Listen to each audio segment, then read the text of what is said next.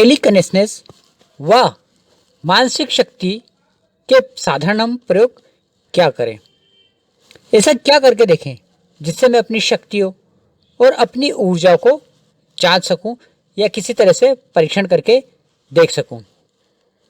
इसके लिए छोटी मोटी चीज़ें होती हैं, कोई बहुत बड़ी करने की जरूरत नहीं होती, क्योंकि हम त्राटक साधना या शक्ति जब जागृत करते हैं तो वो शक्ति तो जागृत हो गई है, पर अब मैं परीक्षण किस पे करूं? किसी व्यक्ति पे करूं। पर अगर मैं उस व्यक्ति पे करूंगा तो मुझे पता कैसे चलेगा कि मेरा परीक्षण सफल हो गया या नहीं हुआ? तो इसी के लिए हम छोटे छोटे और सरल प्रयोग करके देखते हैं। इन प्रयोगों में कुछ गेम या कुछ खेल भी हो सकते हैं जिसके माध्यम से हम हमारी मानसिक शक्तियों को जांच सकें। ये साधारण होंगे, ज़्यादा कोई विशेष नहीं होता। जब अपनी साधना में परफेक्ट हो जाए, आपको लगे कि आपकी साधना पूर्ण हो चुकी है, आपकी मानसिक शक्ति स्थिर हो चुकी है, तो कुछ चीज़ों पे हमेशा परीक्षण करके साधक को देखना ही चाहिए। देखने का कारण क्या होता है?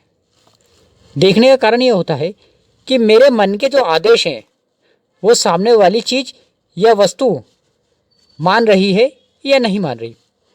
अब मान लीजिए मैं मानसिक आदेश देता हूँ, टेलीपैथी या टेलीकनेक्शनेस से जो भी हम शब्द कह सकते हैं, उस पर हमने प्रयोग तो करा, पर मुझे दिखाया कैसे कि उसका परसेंटेज क्या आ रहा है।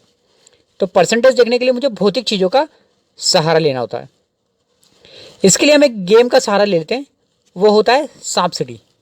सांप सीढ़ी में कुछ गोटों का खेल होता है जिसे हम पांसे कह सकते हैं। आपने महाभारत की कहानी में सुना होगा, जहाँ पे एक व्यक्ति होता है जो पांसे पे बहुत अधिकार रहता है, उसके पांसे उसकी ही बात मानते हैं। तो हमें अब ये समझना पड़ेगा, क्या हम भी उस तरह की शक्ति को जागृत कर सकते हैं? तो इसका जवाब होगा हाँ, पर इसमें संयम और नियम पालन करना है, उतावलापन का उपयोग ना करें। सबसे पहले हम शक्ति का उपयोग क्या करते हैं कि हम सांप सीढ़ी खेलना शुरू करते हैं। पहले हम साधारण तौर पर देख लेते हैं कि मेरी क्षमता कितनी है। अब मैं इस पर पासा फेंकता हूँ कि मुझे 3 नंबर आए, मन स्थिर करके।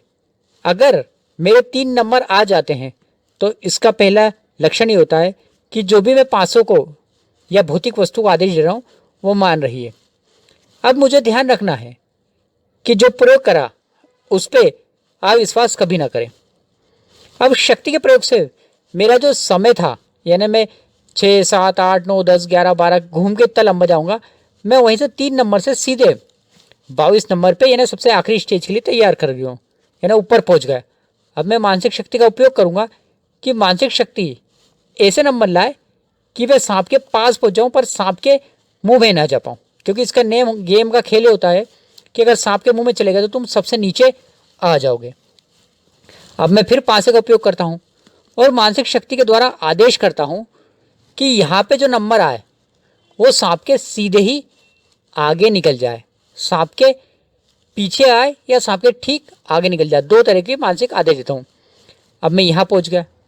अब ये पहुँचा तो मैंने देख लिया कि अरे मेरी मानसिक शक्ति तो काम कर रही है। अब मैं फिर, क्योंकि अब मैं सांप के आगे आगे तो उसको कुछ बचा ही नहीं। तो इस तरह के छोटे छोटे प्रयोग जो होते हैं मुझे ये प्रदर्शित करते हैं कि मैं अगर किसी चीज़ को आदेश दे रहा हूँ तो वो मान रही है। इसको कई बार खेल के देखो। यहाँ पे जोर जबरदस्ती मत करना, ताकत मत लगाना, भागा दौड़ी हाई बाप मत करना कि उसी में भिड़ गए, उसी में रात दिन वही खेल रहा है वही खेल, ऐसा नहीं। यह छोटे छोटे प्रयोग होते हैं जो तुम्हें अपनी मानसिक शक्ति, आत्मशक्ति पे विश्वास करना सिखाते हैं कि अगर तुम कुछ कहते हो तो सामने वाली निर्जीव वस्तु भी तुम्हारी बात मानती है। उसे ही टेलीकनेक्शनेस, टेलीपैथी या मानसिक शक्ति कह सकते हो। साधक वही होता है जो जीवित वस्तु के साथ साथ निर्जीव वस्तु पर भी प्रयोग करना सीख जाए। इसलिए हर चीज़ को कभी भी छोटा बड़ा ना देखो, सिर्फ परीक्षण के लिए ही कुछ चीज़ें बनी होती हैं।